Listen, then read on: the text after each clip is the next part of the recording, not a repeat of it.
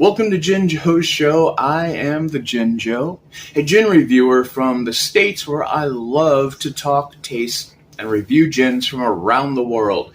Tonight, we're heading towards Scotland to the Isle of Jura. Jura, known for their whiskey, but I think after tonight, known for their gin, because we are going to open, taste, and review Lussa Gin. So, let's twist and spin, review some gin, but first, everyone, come on, say along to GinJoe's theme song. 1, 2, 3, 4. GinJoe. Lussa Gin is an expression of our wild landscape on the Isle of Jura, situated off Scotland's west coast. That means growing, gathering and distilling 15 aromatic botanicals so we can pack as much local flavour into every bottle. You can actually see the botanical oils as a faint haze in the bottle, because every batch is handmade using a traditional still. The temperature where the oils show themselves will vary. What never varies is the care we take in growing, gathering and distilling our gin. Chance brought three women together in a way that harnessed their unique and special interests and skills, but most importantly, their love and awe of Jura. They've been helped along the way by lots of special people, but particularly they're closest to their hearts and community. Fans of my channel know how I dig deep for the information of every gin I review.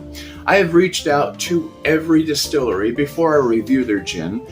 Sometimes I get a response like, thank you for your interest, but no information about the gin or any questions that I've asked answered.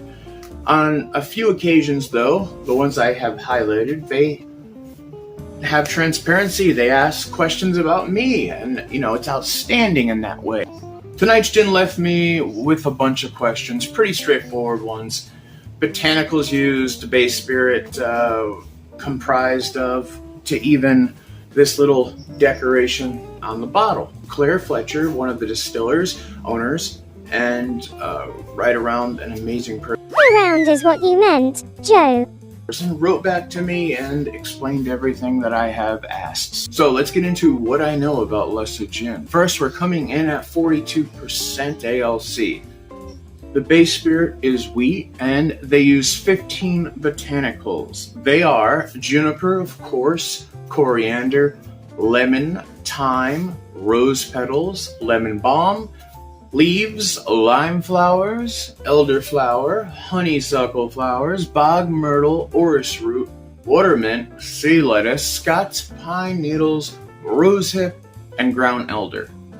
Most of the botanicals are grown and gathered from the island, and then they freeze them rather than drying them to capture flavors otherwise lost in the drying process. I've never heard of this being done, so I am very excited to see what the results are. It is actually a very decently designed bottle. I like it a lot. The problem with this bottle, though, is I've passed it over so many times in Total Wine, and it wasn't just on looks, because we know how looks can affect everything from eating to buying to, dating. And this one here, as plain Jane as it is, just didn't pop at me, but I'm glad I did eventually pick this up. So they want to be known that this is in Total Wines here now in the States, and every Total Wine. Price point for it is right at $30 USD, and that's exactly what I paid for. They are a fairly small scale distillery. They make about 8,000 bottles a year, along with a gin liqueur. So, what is this right here? This is tweed. Tweed that is made on the island itself. And it shows to me that, everyone, like they say, on the island contributes to the process and product. I can't wait to see these botanicals hazy form and all that. So let's do it justice and pop it open like we do. Let's see. Oh, it's one of the ones that are glued to it, so I need a little reinforcement. Let's see. I need a little help from the Swiss tonight, because it's one of those that it feels like it's glued on. So let's see how do I want to do it. I guess right at the seam here. Yeah, that works. All right, so let's pop it and see what happens. Okay, Joe, we gotta do one more, I guess. All right, so let's finally do this. Pop it open. and get deep within it. All right, stopper, you know, not too bad, but not anything to write home about. Oh, I love this glass. And the gin, let's see what happens. Ready?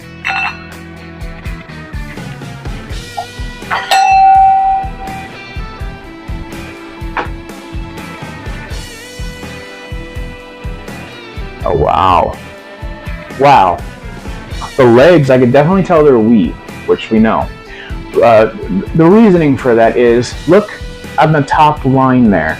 You see how small the beads are and how close they are together? That tells me wheat was used in the base. You could see them slowly making a return down to its brother in here. Oh, let's do it. Let's smell it. Oh, wow. Yeah, right away, the botanicals are very nicely shown.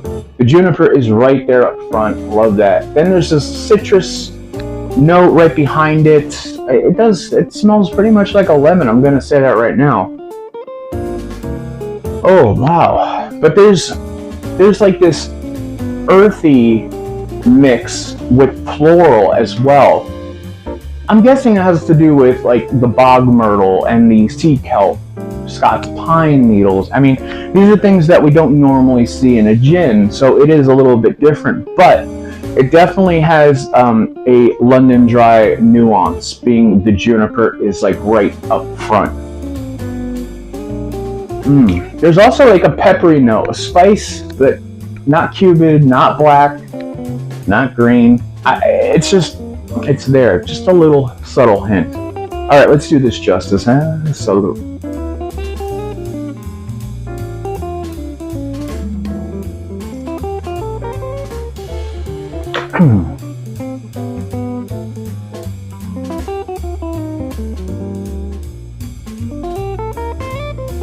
ladies, keep doing this.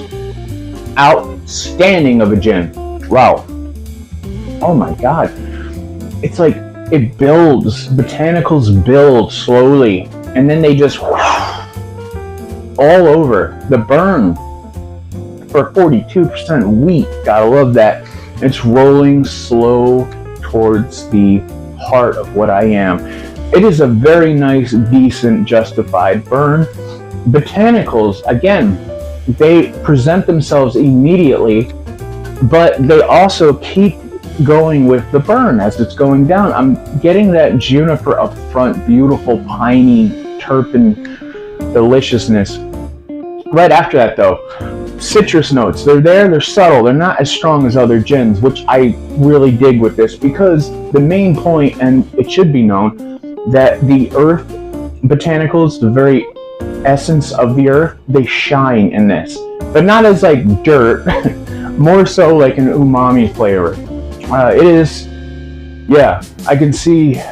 Now, I'm wondering now, is this because of the frozen botanicals? I'd like to try another gin that does this. I don't know if there's any out there. Do you know? If you do, drop it down below, please. I'd love to try, seek it out, whatever I can.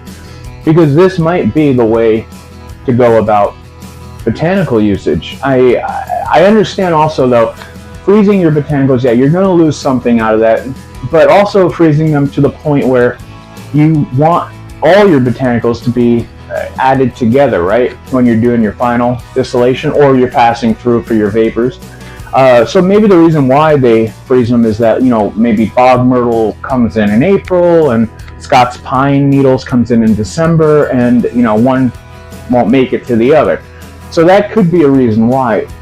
But besides that, I think that it is a zesty, nice, botanically enriched gin from the Isle of Jura.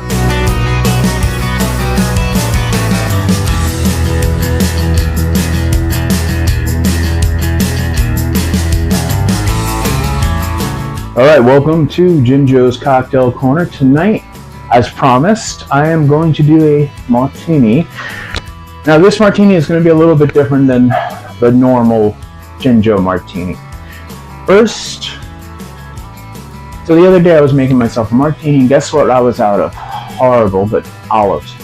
I looked in the refrigerator, I looked everywhere, no olives. But I did find capers. And the juice of capers is pretty much spot on with the brine of an olive. I tried it, delicious. So this is something I think you guys might want to invest in because it is very, very nice for my martini lovers. Also, they recommended at the distillery to use frozen lemon in their gin and tonic, but I took that to do the same with the martini. So just a frozen lemon, nothing fancy with that. For all you out there who maybe have never had a martini, this could be your introduction. Hopefully you take it to heart, you try it, and then let me know what you think.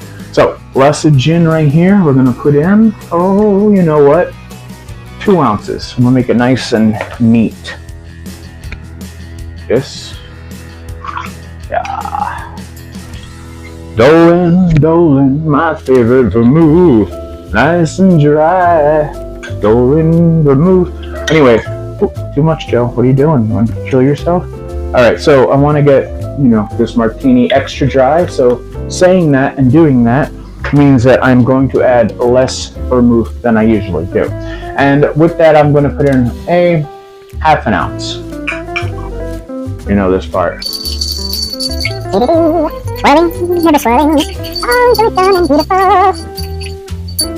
It's done. I did forget something though.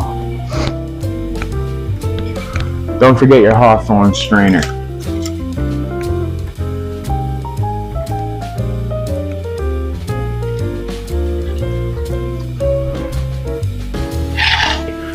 Lussa Martini, extra dry. Salute.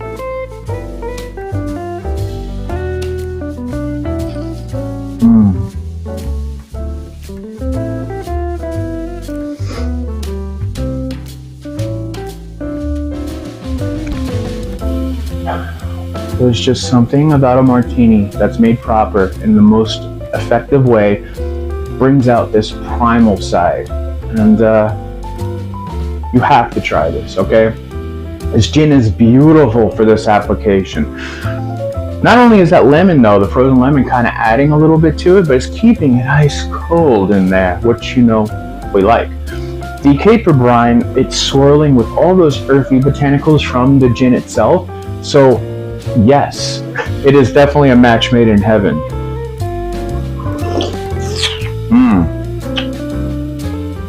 Okay. This is amazing. Like I said, you need to try it. That's it. Now, in respect of all the beautiful information I got from the distillery, I am going also to be doing GinJoe.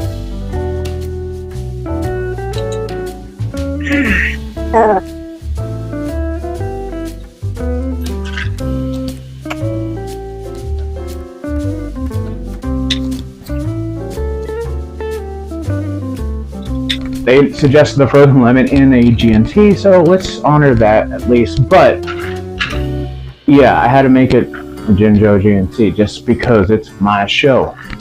Let's try it, see what happens. Salute.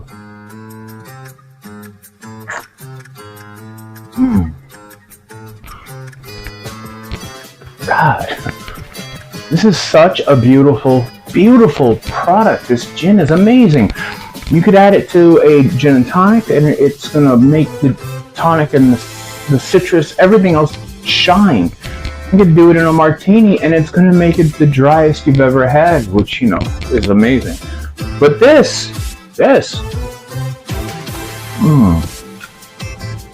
Okay, so juniper right away is playing nice with the quinine, giving it a little bitter note that I love.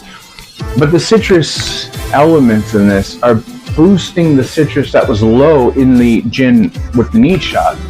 That lemon is just like rolling towards you. This is refreshing, it's delicious.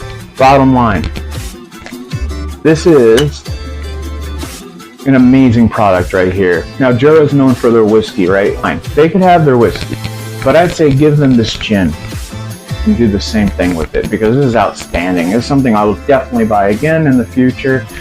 and probably always have a bottle on my shelf. Let's see, what am I going to do though? I'm kind of torn here because they're both equally as good as the other. All right.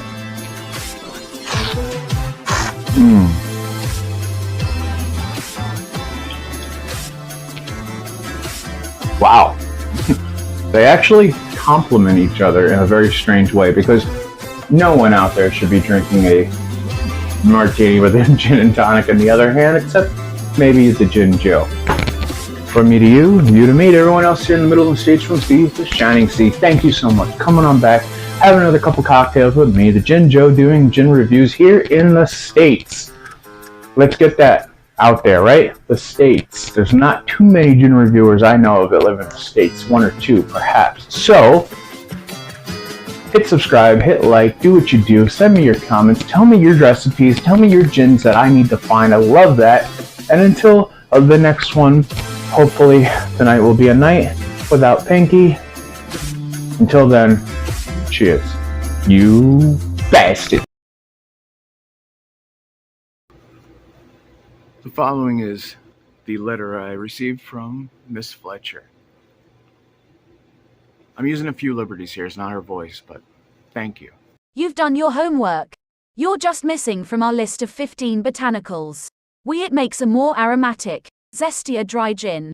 The name Lussa is a place name at the north of the island and is pronounced as it looks. Luss rhymes with bus. The tweed around the neck of the bottle is the estate tweed where we live and work, and it's made locally at the woolen mill on neighboring Isle. It's a grain spirit made from 100% wheat. We're fairly small scale and make around 8,000 bottles a year, along with a bramble gin liqueur. We'd love to communicate that we're an all-female team, that we grow and gather our botanicals and then freeze them, and that the island is at the heart of our business. There are only 250 people here, and 6,000 wild red deer. We're now with total wine and more, and our perfect serve would be with a plain tonic, a wedge of frozen lemon and a rose petal. Thanks for taking an interest. If there's anyone else you think can help us promote our gin in the USA, let me know. Claire.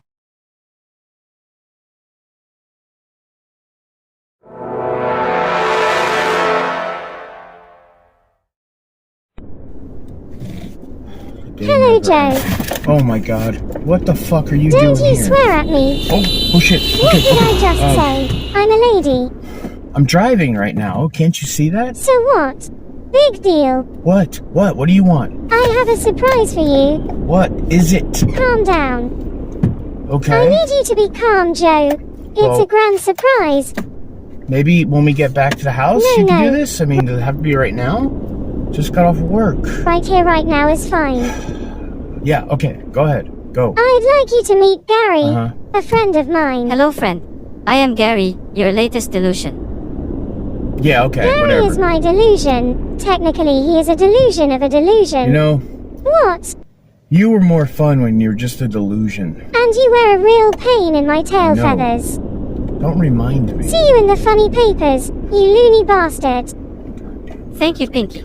See you soon, Joe. You know what I said. You bastard.